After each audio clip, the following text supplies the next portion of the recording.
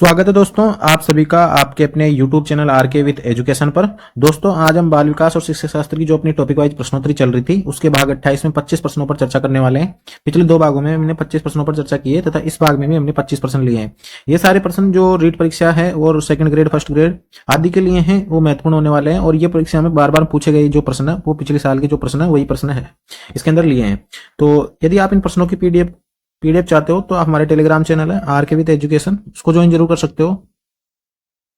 और आप इन प्रश्नों को अगर एक साथ देखना चाहते हो तो एक साथ के लिए हमने इसकी जो प्लेलिस्ट है रीड साइकोलॉजी के नाम से प्लेलिस्ट तैयार की है, तो आप उसको यूट्यूब चैनल पर सर्च करके वो देख सकते हो। तो शुरू करते हैं आज का पहला प्रश्न। तो पहला प्रश्न है आज का, बाल मनोविज्ञान का मुख्य उद्देश्य क्या है। ये प्रश्न जो है सेकंड ग्रेड की दृष्टि से है।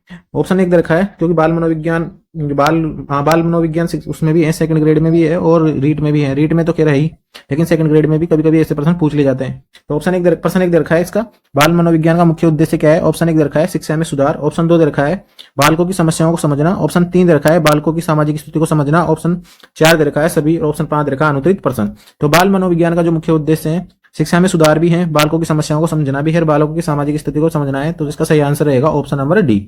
ऑप्शन नंबर डी इसका सही आंसर रहने वाला है। आपको पता ही होगा कि रीट में जो अब की बार जो प्रश्न पत्र आएगा उसमें 5 ऑप्शन आएंगे। 5 ऑप्शन अब की बार आपको देखने को मिलेंगे। तो उस हिसाब से हमने 5 ऑप्शन इसके अंदर रखे हैं। अगर आपको उसका उत्तर नहीं आता तो आपको अनुत्तरित उसमें करना होता है। इसके बाद में अगला जो प्रश्न है हमारा प्रश्न नंबर 2 है, शिक्षा मनोविज्ञान का सबसे महत्वपूर्ण उद्देश्य है क्या है। ऑप्शन एक दे रखा है शिक्षण विधियों का अध्ययन। ऑप्शन दो दे रखा है सीखने की प्रक्रिया का अध्ययन। ऑप्शन तीन दे रखा है शिक्षक और शिक्षार्थी के संबंधों का अध्ययन। ऑप्शन चार दे रखा है सभी। ऑप्शन पांच दे रखा है अनुत्तरित प्रश्न। तो शिक्षा मनोविज्ञान का जो सबसे महत्वपूर्ण उद्देश्य है वो क्या है, शिक्षण विधियों का अध्ययन करना भी है, सीखने की प्रक्रिया का अध्ययन करना भी है, शिक्षक और शिक्षार्थी के संबंधों का अध्ययन करना भी है। तो सही आंसर इसका रहेगा option number D. Option number D इसका सही आंसर रहेगा सभी।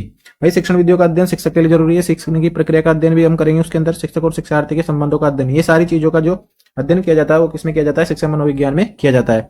इसके बाद में अगला जो प्रश्न हमारा वो है विकास का अर्थ क्या है। ऑप्शन एक दे रखा है मात्रात्मक परिवर्तन। ऑप्शन दो दे रखा है गुणात्मक परिवर्तन। ऑप्शन तीन दे रखा है दोनों। ऑप्शन चार दे रखा है न तो ए और न ही बी। ऑप्शन पांच दे रखा है अनुत्तरित प्रश्न। तो विकास का अर्थ है मात्रात्मक परिवर्तन भी होंगे उसके अंदर और गुणात्मक परिवर्तन भी होंगे। गुणात्मक परिवर्तन भी होंगे।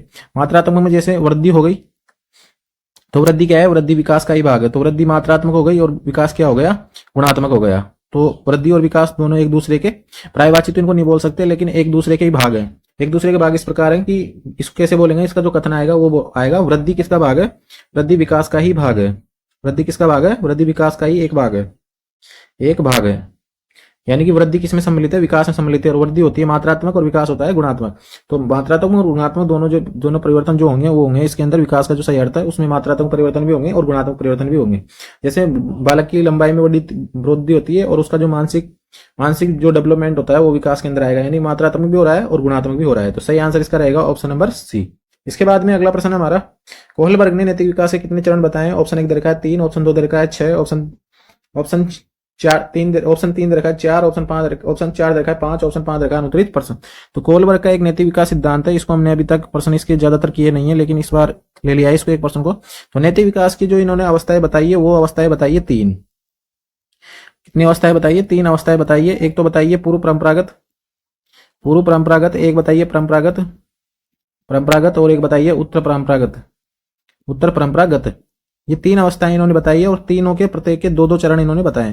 तो 6 चरण इसमें टोटल हैं। कितने चरण है टोटल, 6 इसके अंदर चरण है। कोहलबर्ग का जो नैतिक विकास सिद्धांत है उसके बारे में जब हम पढ़ेंगे विस्तार से मैं आपको बताऊंगा। कोहलबर्ग का नैतिक विकास सिद्धांत काफी अच्छा सिद्धांत है, बालकों को समझने में काफी हेल्पफुल है। तो इसका सही आंसर रहेगा ऑप्शन नंबर बी। इसके बाद में अगला प्रश्न है हमारा प्रश्न नंबर 5 है, पियाजे के अनुसार। ये पियाजे को जो इंग्लिश में इस प्रकार से लिखा जाता है और हिंदी में जो पियाजे है उसको इस प्रकार से लिखा जाता है। तो पियाजे के अनुसार कौन सी अवस्था में बच्चा सामान्यकरण सीखता है। ऑप्शन एक दे रखा है संवेदनशील अवस्था। ऑप्शन दो दे रखा है पूर्व संक्रियात्मक अवस्था। ऑप्शन तीन दे रखा है ठोस संक्रियात्मक अवस्था। ऑप्शन चार दे रखा है औपचारिक संक्रियात्मक अवस्था। ऑप्शन पांच दे रखा है अनुत्तरित प्रश्न। तो पियाजे के अनुसार जो संज्ञानात्मक विकास है उसकी 4 अवस्थाएं, वेरी इंपॉर्टेंट टॉपिक है जीन पियाजे। संज्ञानात्मक अवस्था की इन्होंने 4 अवस्थाएं बताई है, संज्ञानात्मक विकास की 4 अवस्थाएं इन्होंने बताई है, 4 अवस्थाएं। और 4 अवस्थाएं कौन सी है, एक तो है सेंसरी मोटर यानी कि संवेदी, जिसकी ये संवेदनशील, इसकी अवधि है 0 से 2 वर्ष। कितनी है, 0 से 2 वर्ष। और पूर्व संक्रियात्मक अवस्था है 2 से 7 वर्ष की। और ठोस संक्रियात्मक अवस्था है 7 से 11 वर्ष की। और औपचारिक संक्रियात्मक अवस्था है 11 से 13 वर्ष की। इसको जो इंग्लिश में बोलते हैं औपचारिक, इसको बोलते हैं इंग्लिश में फॉर्मल ऑपरेशनल स्टेज, इसको बोलते हैं कंक्रीट ऑपरेशनल स्टेज, इसको बोलते हैं pre operational concrete stage, pre operational stage, इसको बोलते हैं सेंसरी मोटर स्टेज। तो पियाजे के अनुसार कौन सी अवस्था में बच्चा सामान्यकरण सीखता है, तो वो होती है ठोस संक्रियात्मक अवस्था। सामान्यकरण का मतलब है कि अगर आपने, मान लो कोई बच्चा है, आप कक्षा 5 या 6 में पढ़ा रहे हो, मान लो आपने किसी एक बच्चे को पीट दिया, जबकि गलती दोनों की है। गलती किसकी है? दोनों की। तो बालक बोलेगा सर आप इसके भी दो, आप इसको भी मारो या इसके भी लगाओ एक। तो ये जो है ये इसको बोलते हैं सामान्यकरण करना। इसको क्या बोलते हैं? सामान्यकरण करना। तो ये जो क्षमता विकसित हो जाती है बालक में। तो दोस्तों जो ये बालक सामान्यकरण की जो प्रवृत्ति है वो किसके अंदर सीख जाता है? ठोस संक्रियात्मक अवस्था में सीख जाता है। इसके अलावा बालक में मूर्त चिंतन, संरक्षण, क्रमबद्धता और पलटावी आदि जो गुण हैं वो भी किस अवस्था में आ जाते हैं? ठोस संक्रियात्मक अवस्था में देखने को मिलता है। इसमें बालक मूर्त वस्तुओं पर चिंतन कर सकता है, उसमें संरक्षण की प्रवृत्ति आ जाती है, क्रमबद्धता की आ जाती है, और पलटावी गुण जो होता है, जैसे 3 को 4 से गुणा करेंगे तो 12 आएगा, फिर उसको बोल देंगे कि 4 को 3 से गुणा करेंगे तो कितना आएगा। तो ये सारी जो चीजें हैं वो किस में आएगा? पलटावी गुण के अंदर आएगी। और ये सारी चीजें किस में विकसित हो जाती है? ठोस संक्रियात्मक अवस्था में विकसित हो जाती है। इसके बाद में अगला जो प्रश्न हमारा वो है, अगला प्रश्न है दोस्तों इसके बाद में संवेगात्मक बुद्धिमत्ता। संवेगात्मक बुद्धिमत्ता का महत्वपूर्ण घटक कौन सा है? तो ये इमोशनल इंटेलिजेंस जो है, इसके बारे में हम जो आगे प्रश्न आएंगे उसमें और ज्यादा पढ़ेंगे। तो इसमें ऑप्शन 1 दे रखा है आत्मचेतना, ऑप्शन 2 दे रखा है सामाजिक जागरूकता, ऑप्शन 3 दे रखा है आत्म प्रबंधन, ऑप्शन 4 दे रखा है उपरोक्त सभी, ऑप्शन 5 दे रखा है अनुत्तरित प्रश्न। तो इसका जो सही आंसर रहेगा, संवेगात्मक बुद्धि में ये भी होता है, आत्मचेतना भी होती है, सामाजिक जागरूकता भी होती है और आत्म प्रबंधन भी होता है। तो सही आंसर इसका रहेगा ऑप्शन नंबर डी। जब हमारे पास में ये सिद्धांत आएगा संवेगात्मक बुद्धिमत्ता का तो मैं आपको विस्तार से समझा दूंगा इसको, और इसका जो अभी सही आंसर रहेगा वो रहेगा उपरोक्त सभी। इसके बाद में अगला प्रश्न हमारा, बालक एक कोरी स्लेट के समान है, ये विचार किसने दिया है? ऑप्शन 1 दे रखा है जॉन लॉक, ऑप्शन 2 दे रखा है थॉर्नडाइक, ऑप्शन 3 दे रखा है पियाजे, ऑप्शन 4 दे रखा है स्किनर, ऑप्शन 5 दे रखा है अनुत्तरित प्रश्न। तो बालक एक कोरी स्लेट है, ये जो विचार दिया है जॉन लॉक ने। जॉन लॉक ने विचार दिया है, तो इसका सही आंसर रहेगा ऑप्शन नंबर 1। पियाजे और जो थॉर्नडाइक ने, इन्होंने अधिगम के सिद्धांत दिए, अधिगम के सिद्धांत। तो जब हम अधिगम वाला टॉपिक पढ़ेंगे तो मैं इनके सिद्धांत आपको समझा दूंगा पूरे। स्किनर का तो है क्रिया प्रसूत वाला सिद्धांत, क्रिया प्रसूत सिद्धांत, तो वो पढ़ेंगे हम। और पियाजे ने क्या बोला है, तो पियाजे ने बालक के बारे में क्या बोला है, तो पियाजे ने एक तो बोला है कि बालक का जो संज्ञानात्मक विकास है, इंपॉर्टेंट टॉपिक है पियाजे। बालक का संज्ञानात्मक विकास किससे होकर गुजरता है? अवस्थाओं से होकर गुजरता है, अवस्थाओं से होकर गुजरता है, अवस्थाओं से होकर गुजरता है। एक तो ये बोला है, एक इन्होंने बोला है कि बालक ज्ञान का निर्माण स्वयं करता है, बालक ज्ञान का निर्माण स्वयं करता है।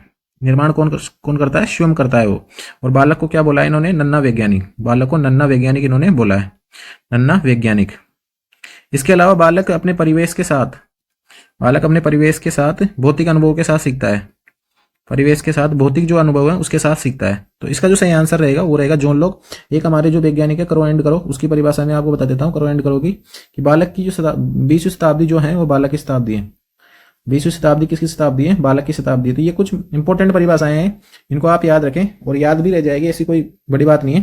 तो सही आंसर इसका हो जाएगा जॉन लॉक। बालक का मस्तिष्क एक कोरी स्लेट के समान है, ये विचार दिया है जॉन लॉक ने। इसके बाद में अगला प्रश्न हमारा, अधिगम की सर्वोत्तम विधि कौन सी है? ऑप्शन 1 दे रखा है व्याख्यान विधि, ऑप्शन 2 दे रखा है चर्चा विधि, ऑप्शन 3 दे रखा है प्रयोगात्मक विधि, ऑप्शन 4 दे रखा है इसका खेल आधारित विधि, ऑप्शन 5 दे रखा है अनुत्तरित प्रश्न। तो अधिगम की जो सर्वोत्तम विधि इसके अंदर देखने को मिल रही है हमको, वो होनी चाहिए या तो प्रयोगात्मक विधि या खेल आधारित विधि। लेकिन जो इसकी ज्यादा सही आंसर जो रहेगा वो रहेगा खेल आधारित विधि, और एग्जाम में भी यही आंसर इसका माना है। सही आंसर रहेगा ऑप्शन नंबर डी, इसका सही आंसर रहने वाला है। इसके बाद में अगला प्रश्न हमारा, प्रश्न नंबर 9 है, अधिगम को किस प्रकार मापा जा सकता है? ऑप्शन 1 दे रखा है परीक्षाओं द्वारा, ऑप्शन 2 दे रखा है व्यवहार के निरीक्षण के द्वारा, ऑप्शन 3 दे रखा है उपलब्धि परीक्षण के द्वारा, ऑप्शन 4 दे रखा है उपरोक्त सभी, ऑप्शन 5 दे रखा है अनुत्तरित प्रश्न। तो अधिगम को किस प्रकार से मापा जा सकता है? तो परीक्षाओं के द्वारा भी अधिगम को नापा जा सकता है, व्यवहार में निरीक्षण के द्वारा भी नापा जा सकता है, और उपलब्धि परीक्षणों के द्वारा भी इसको नापा जा सकता है। तो सही आंसर इसका जो रहेगा वो रहेगा उपरोक्त सभी, उपरोक्त सभी इसको रहेगा। परीक्षाएं जैसे हम होती है, परीक्षाएं फर्स्ट टेस्ट हो गया, सेकंड टेस्ट हो गया, आप ईयरली हो गई, तो इससे अधिगम का पता चल जाता है। व्यवहार के निरीक्षण के द्वारा बालक पर हम उसका निरीक्षण करके भी उसके द्वारा पता लगा सकते हैं कि इसमें कितना अधिगम हो रहा है। उपलब्धि परीक्षण का मतलब ये होता है कि पर्टिकुलर किसी चीज को लेकर हमने उसको टेस्ट दे दिया, भाई हमने कोई टॉपिक पढ़ाया और हमने उससे संबंधित भाई इसको इतना आ जाना चाहिए, तो वो होता है उपलब्धि परीक्षण। तो सही आंसर इसका हो जाएगा option number D, option number D इसका सही आंसर हो जाएगा। उपलब्धि परीक्षण के बाद में निदानात्मक परीक्षण किया जाता है। निदानात्मक परीक्षण, पहले उपलब्धि ले ली, फिर निदान करेंगे उसका, भाई किस चीज में ये कमजोर रहा है, फिर उसका उपचार करेंगे। तो सही आंसर इसका तो रहेगा ऑप्शन नंबर डी। इसके बाद में अगला प्रश्न हमारा, बालक के विकास पर सबसे अधिक प्रभाव किसका पड़ता है? ऑप्शन 1 देखा आनुवंशिकी का, ऑप्शन 2 देखा पर्यावरण का, ऑप्शन 3 देखा दोनों का समन्वय, ऑप्शन 4 देखा इनमें से कोई नहीं, ऑप्शन 5 देखा अनुत्तरित प्रश्न। तो बालक के विकास पर सबसे अधिक जो प्रभाव देखने को मिलता है वो आनुवंशिक का मिलता है और पर्यावरण का मिलता है। तो दोनों का समन्वय इसमें देखने को मिलता है। और कहा भी गया है ना, वुडवर्थ की जो परिभाषा है वो है कि बालक का जो विकास होता है, बालक का जो विकास होता है, बालक का विकास वो किस पर निर्भर करता है? वातावरण और आनुवंशिकता का गुणनफल होता है। ये परिभाषा है, वातावरण और आनुवंशिकता का क्या होता है? गुणनफल होता है। तो ये परिभाषा वुडवर्थ की है, काफी इंपॉर्टेंट परिभाषा, कई बार एग्जाम में पूछी भी गई है और इसके आधार पर क्वेश्चन भी बनते हैं, जैसे वाला क्वेश्चन हो गया। तो सी आंसर इसका सही रहेगा। इसके बाद में अगला प्रश्न हमारा, कौन सा अधिगम का प्रकार प्रत्यक्ष अनुभव पर आधारित है? ऑप्शन 1 दे रखा है प्रयोगात्मक अधिगम, ऑप्शन 2 दे रखा है स्मृति अधिगम, ऑप्शन 3 दे रखा है भाषा अधिगम, ऑप्शन 4 दे रखा है कक्षा अधिगम, ऑप्शन 5 दे रखा है अनुत्तरित प्रश्न। तो कौन सा अधिगम का प्रकार प्रत्यक्ष अनुभव पर आधारित है? तो वो है प्रयोगात्मक अधिगम। सही आंसर रहेगा। प्रत्यक्ष अनुभव किसमें होगा? प्रयोगात्मक जो अधिगम होगा उसके अंदर बालक को क्या होगा? प्रत्यक्ष अनुभव होगा। तो सही आंसर इसका हो जाएगा ऑप्शन नंबर ए। इसके बाद में अगला प्रश्न हमारा, कौन सा बच्चा अधिक प्रभावी सीख सकता है? जो भयभीत हो, जो जिज्ञासु हो, जो अनुशासित हो, और ऑप्शन डी दे रखा है जो शांत हो, ऑप्शन 5 रखा अनुत्तरित प्रश्न। तो कौन सा बच्चा अधिक प्रभावी सीख सकता है? भयभीत हो, अनुशासित हो और शांत हो सकता है अनुशासित आपको सही आंसर लग रहा हो, लेकिन इससे जो बेटर आंसर हमको मिल रहा है वो जिज्ञासु, यानी उसके अंदर पूछने की या जानने की जो इच्छा हो वो सबसे ज्यादा हो, तो वो बी इसका सही आंसर रहेगा। अनुशासित का मतलब तो हो गया कि हमने किसी बालक से कहा भाई इसका आंसर यही रहेगा, तो उसने इस बात को मान लिया और वो चुपचाप बैठा रहा। लेकिन जिज्ञासु बालक उस प्रकार का होता है कि हमने किसी को कुछ चीज बता दी तो वो उसमें कई प्रकार के उसके अंदर सवाल उठेंगे उसके मन में, तो और वो उनकी जिज्ञासाओं का जब तक निवारण नहीं होगा तब तक वो शांत बैठेगा नहीं। तो जो बालक जिज्ञासु होगा वो अधिक प्रभावी सीख सकता है। तो सही आंसर इसका रहेगा option number B. Option number B इसका सही आंसर रहेगा। इसके बाद में अगला प्रश्न हमारा प्रश्न नंबर 13 है। प्रश्न नंबर 13 है, बालक की सीखने की क्षमता को प्रभावित करने वाला सबसे महत्वपूर्ण कारक कौन सा है? ऑप्शन 1 दे रखा है परिवार, ऑप्शन 2 दे रखा प्रेरणा, ऑप्शन 3 दे रखा शिक्षक, ऑप्शन 4 दे रखा पाठ्यक्रम, ऑप्शन 5 दे रखा अनुत्तरित प्रश्न। बालक की सीखने की क्षमता को प्रभावित करने वाला सबसे महत्वपूर्ण कारक है प्रेरणा। अगर बालक के अंदर प्रेरणा नहीं होगी तो बालक कुछ नहीं सीख सकता। जैसे एक फेमस परिभाषा भी कि घोड़े को तालाब तक तो ले जाया जा सकता है लेकिन उसको पानी नहीं पिलाया जा सकता। तो इसी प्रकार अगर उसका परिवार उसको विद्यालय में भी छोड़ देगा, उसका शिक्षक भी उसे पढ़ा रहा है और उसका पाठ्यक्रम भी कंप्लीट है, लेकिन उसके अंदर सीखने की कोई इच्छा ही नहीं है, प्रेरणा नहीं है उसके अंदर किसी चीज को लेके, तो वो बिल्कुल सीख नहीं सकता। तो सही आंसर इसका रहेगा ऑप्शन नंबर बी। इसके बाद में अगला जो प्रश्न है हमारा प्रश्न नंबर 14 है, संज्ञानात्मक विकास का अध्ययन किसने किया है? ऑप्शन 1 दे रखा है वाइगोत्स्की, ऑप्शन 2 दे रखा है पियाजे, ऑप्शन 3 दे रखा है स्किनर, ऑप्शन 4 दे रखा है कोहलबर्ग, ऑप्शन 5 दे रखा है अनुत्तरित प्रश्न। तो संज्ञानात्मक विकास का जो अध्ययन किया है वो किसने किया है? जीन पियाजे ने क्या किया है। और इन्होंने 4 अवस्थाएं इन्होंने बताई है, बालक के विकास की 4 अवस्थाएं, जिसको आपको भली भांति से वो पता होगी। तो मैं आपको एक एक करके बता देता हूँ। पहली है संवेदी मोटर अवस्था, संवेदी गामक अवस्था इसको बोलते हैं, इंग्लिश में सेंसरी मोटर स्टेज इसको बोलते हैं। इसकी जो अवधि होती है वो 0 से 2 वर्ष के मध्य में होती है और 2 वर्ष के अंत में जाते जाते बालक में किसका विकास हो जाता है? 2 वर्ष के अंत तक वस्तु स्थायित्व का विकास हो जाता है। वस्तु स्थायित्व का विकास हो जाता है, ये इंपॉर्टेंट है। 2 वर्ष के अंत तक बालक के अंदर वस्तु स्थायित्व का विकास हो जाता है। इसके बाद में पूर्व संक्रियात्मक अवस्था है। इसके अंदर बालक में एक तो एनिज्म और एक जीववाद और आत्म के ईगोसेंट्रिज्म जो नामक दो या कुछ भी मान लो, उसको जो प्रवृत्ति होती है वो होती है। एक तो जीववाद यानी कि निजी वस्तुओं में सजीवता ढूंढता है और उसको ऐसा लगता है कि उसका जो दृष्टिकोण है वही सही है, बाकी सब गलत है। तो ये होती है 2 से 7 वर्ष के मध्य में। इसके बाद में तीसरे जो हमारी अवस्था है वो है ठोस संक्रियात्मक अवस्था। इसके अंदर बालक के अंदर क्रमबद्धता, सामान्यकरणता और क्या नाम से पलटावी गुण, संरक्षण आदि की जो प्रवृत्ति होती है वो होती है 7 से 11 वर्ष के मध्य में। इसके बाद में औपचारिक संक्रियात्मक अवस्था है। औपचारिक संक्रियात्मक अवस्था, इसमें आगमनात्मक तर्क, अमूर्त चिंतन आदि का जो विकास है इस अवस्था में होता है। तो सही आंसर इसका रहेगा ऑप्शन नंबर बी।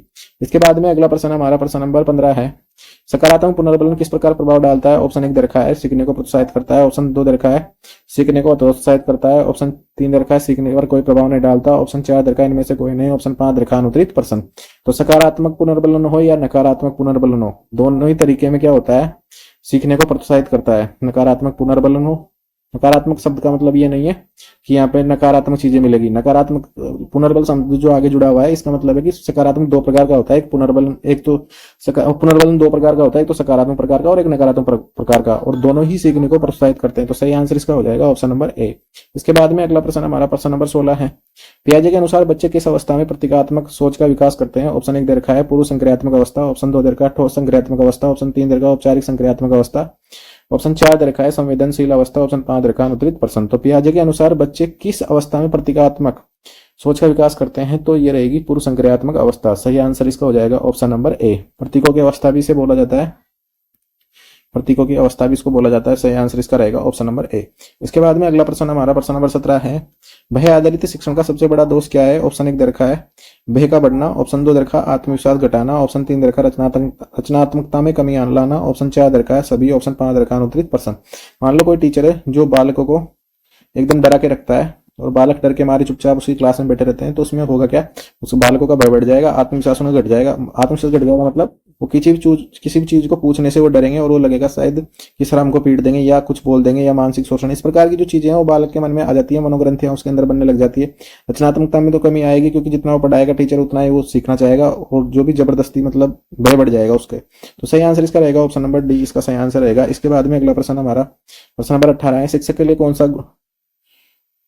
कौन सा गुण सबसे महत्वपूर्ण है? ऑप्शन 1 दरखा अनुशासन, ऑप्शन 2 दरखा सहनशीलता, ऑप्शन 3 दरखा नेतृत्व कौशल, ऑप्शन 4 दरखा सभी, ऑप्शन 5 दरखा अनुत्तरित प्रश्न। तो शिक्षक में भी अनुशासन होना चाहिए क्योंकि बालक हैं वो शिक्षक को फॉलो करते हैं। इसके बाद में सहनशीलता होनी चाहिए टीचर में, ऐसा नहीं कि कोई बालक आवाज कर रहा है आप उठा के उसको पीट दो, ऐसा नहीं होना चाहिए। सहनशीलता होनी चाहिए कि भाई एक हद तक मान लो आपने किसी चीज को उसको एक बार समझाया 2 बार समझाया और आप उसको समझ में नहीं आ रही है, आप चलो उसको पीट पाट दो, तो ऐसा नहीं होगा। इसके बाद में नेतृत्व कौशल होना चाहिए, उसके अंदर बाल को किस प्रकार से वो हैंडल करता है, तो ये भी होना चाहिए। और इसका जो सही आंसर रहेगा वो रहेगा option number D. Option number D इसका सही आंसर रहेगा। इसके बाद में अगला प्रश्न है प्रश्न नंबर 20 है, शिक्षण अधिगम प्रक्रिया में कौन सा तत्व सबसे अधिक महत्वपूर्ण है? ऑप्शन 1 दरका शिक्षक, ऑप्शन 2 दरका शिक्षार्थी, ऑप्शन 3 दरका पाठ्य सामग्री, ऑप्शन 4 दरका शिक्षण विधि, ऑप्शन 5 दरका अनुत्तरित प्रश्न। तो शिक्षण अधिगम प्रक्रिया में जो सबसे अधिक जो महत्वपूर्ण तत्व है शिक्षार्थी कौन है? शिक्षार्थी। सही आंसर इसका रहेगा ऑप्शन नंबर बी। शिक्षार्थी ही सबसे इंपॉर्टेंट है आज की शिक्षा में। बालक केंद्रित जब से शिक्षा आई है शिक्षा मनोविज्ञान की वजह से, तो बालक ही सबसे उसमें इंपॉर्टेंट हो गया है। तो सही आंसर इसका रहेगा ऑप्शन नंबर बी। शिक्षार्थी अगर सही है तो उसी के हिसाब से हम शिक्षण विधि तय करेंगे, पाठ्य सामग्री उसके अनुसार बनेगी, सब चीजें शिक्षार्थी के अनुसार हो गई। तो इसके बाद में अगला जो प्रश्न है हमारा, बालक का सर्वांगीण विकास कैसे संभव है? ऑप्शन 1 दे रखा है केवल मानसिक विकास पर ध्यान देकर, ऑप्शन 2 दे रखा है केवल शारीरिक विकास पर ध्यान देकर, ऑप्शन 3 दे रखा है मानसिक शारीरिक भावनात्मक और सामाजिक विकास पर ध्यान देकर, ऑप्शन डी दे रखा है इनमें से कोई नहीं। तो इसका तो क्लियर आंसर पता चल ही रहा है, मानसिक विकास भी ध्यान देना होगा, शारीरिक पे भी देना पड़ेगा और भावनात्मक और सामाजिक विकास पर भी ध्यान देना पड़ेगा। तो सही आंसर इसका हो जाएगा ऑप्शन नंबर सी। इसके बाद में अगला प्रश्न हमारा प्रश्न नंबर 22 है, सामाजिक निर्माणवाद का सिद्धांत किसने दिया? ऑप्शन 1 दे रखा है वाइगोत्स्की, ऑप्शन 2 दे रखा है पियाजे, ऑप्शन 3 दे रखा है स्किनर, ऑप्शन 4 दे रखा है कोहलबर्ग, ऑप्शन 5 दे रखा है अनुत्तरित प्रश्न। तो पियाजे ने तो बालक का जो मानसिक विकास है संज्ञानात्मक सिद्धांत इन्होंने दिया है, संज्ञानात्मक सिद्धांत, और स्किनर ने दिया है क्रिया प्रसूत अधिगम सिद्धांत, क्रिया प्रसूत अधिगम सिद्धांत, और कोहलबर्ग ने दिया है नैतिक विकास सिद्धांत। बच्चे वाइगोत्स्की, इन्होंने दिया है सामाजिक निर्माणवाद या सामाजिक रचनात्मक सिद्धांत। तो सही आंसर इसका हो जाएगा option number A. Option number A इसका सही आंसर रहेगा। कोहलबर्ग का नैतिक विकास सिद्धांत है, बस यही सिद्धांत हमारा बाकी रह गया है जो हमने बाल विकास और शिक्षा शास्त्र वाले टॉपिक में नहीं पढ़ा अभी तक। सही आंसर इसका तो रहेगा वाइगोत्स्की। इसके बाद में अगला प्रश्न हमारा प्रश्न नंबर 23 है, एक बालक की संज्ञानात्मक क्षमता का अर्थ क्या है? ऑप्शन 1 दे रखा है उसकी सीखने की गति, ऑप्शन 2 दे रखा है उसके सोचने और समझने की क्षमता, ऑप्शन 3 दे रखा है उसके रटने की क्षमता, ऑप्शन 4 दे रखा है उसकी पढ़ाई का परिणाम, ऑप्शन 5 दे रखा है अनुत्तरित प्रश्न। तो एक बालक की संज्ञानात्मक क्षमता का जो अर्थ है वो है उसकी सोचने और समझने की जो क्षमता है वो उसकी संज्ञानात्मकता से लिया जाता है। तो सही आंसर हो जाएगा इसका ऑप्शन नंबर बी। इसके बाद में अगला प्रश्न हमारा है प्रश्न नंबर 24 है, प्रेरणा किस प्रकार प्रभाव डालती है? ऑप्शन 1 दे रखा है सीखने को तीव्र करती है, ऑप्शन 2 दे रखा है सीखने को धीमा करती है, ऑप्शन 3 दे रखा है सीखने पर प्रभाव न डालती है, ऑप्शन 4 दे रखा है इनमें से कोई नहीं, ऑप्शन 5 दे रखा है अनुत्तरित प्रश्न। तो प्रेरणा या पुनर्बलन, प्रेरणा अलग चीज है लेकिन पुनर्बलन की तरह ही कार्य करती है, तो इसको सीखने को क्या करेगी? तीव्र करेगी। सही आंसर हो जाएगा इसका ऑप्शन नंबर ए। इसके बाद में अगला प्रश्न हमारा, अधिगम का सबसे बड़ा उद्देश्य क्या है? ऑप्शन 1 दे रखा है केवल जानकारी देना, ऑप्शन 2 दे रखा है व्यवहार में परिवर्तन लाना, ऑप्शन 3 दे रखा है केवल परीक्षा में उत्तीर्ण कराना, ऑप्शन 4 दे रखा है ज्ञान में वृद्धि करना, ऑप्शन 5 दे रखा है अनुत्तरित प्रश्न। तो अधिगम का जो सबसे बड़ा उद्देश्य जो है वो है व्यवहार में परिवर्तन। अधिगम का मतलब ही है सीखना, और सीखना किसमें? उसके व्यवहार में परिवर्तन होना चाहिए कि जो उसने सीखा है वो अपने दैनिक जीवन में उपयोग कर रहा है या नहीं कर रहा है, व्यवहार में परिवर्तन होना चाहिए उसके। तो सही आंसर इसका हो जाएगा बी। दोस्तों ये थे आज के हमारे शिक्षण बाल विकास और शिक्षा शास्त्र से संबंधित 20-25 प्रश्न हमने इसमें लिए हैं। ऐसे प्रश्नों की पीडीएफ और भी सूचनाओं के लिए आप हमारे टेलीग्राम चैनल है आरके विथ एजुकेशन, उसको ज्वाइन जरूर कर लें। और ऐसे वीडियो देखने तथा जॉब संबंधी और भी अपडेट के लिए आप हमारे यूट्यूब चैनल पर बने रहें और अपने मित्रों के साथ चैनल को शेयर जरूर कर दें। पूरा वीडियो देखने के पश्चात आप चैनल को शेयर जरूर करें, एक बार लाइक कर दें और कमेंट जरूर करें।